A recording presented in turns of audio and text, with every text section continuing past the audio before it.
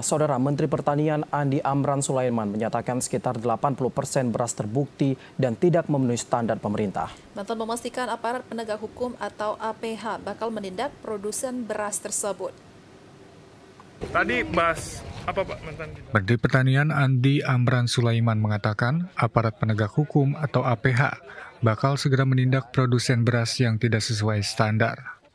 Hal itu disampaikan Menteri Pertanian usai mengikuti rapat terbatas bersama Kapolri Jenderal Listio Sigit Prabowo, Jaksa Agung ST Burhanuddin, serta Presiden Prabowo Subianto di Istana Negara Jakarta Pusat pada Rabu 30 Juli 2025.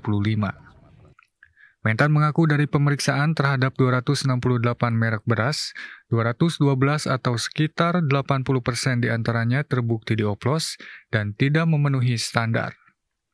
Adapun beras oplosan dimaksud adalah beras yang kadar rusaknya melebihi 25% untuk kategori beras medium dan beras dengan kadar rusak di atas 15% untuk kategori premium.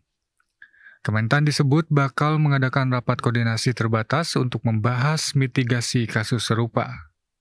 Dari hasil pemeriksaan 268 merek, ada 212 yang tidak sesuai standar yang ditentukan oleh pemerintah.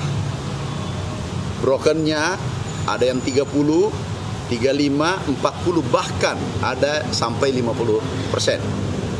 Jadi tidak sesuai standar.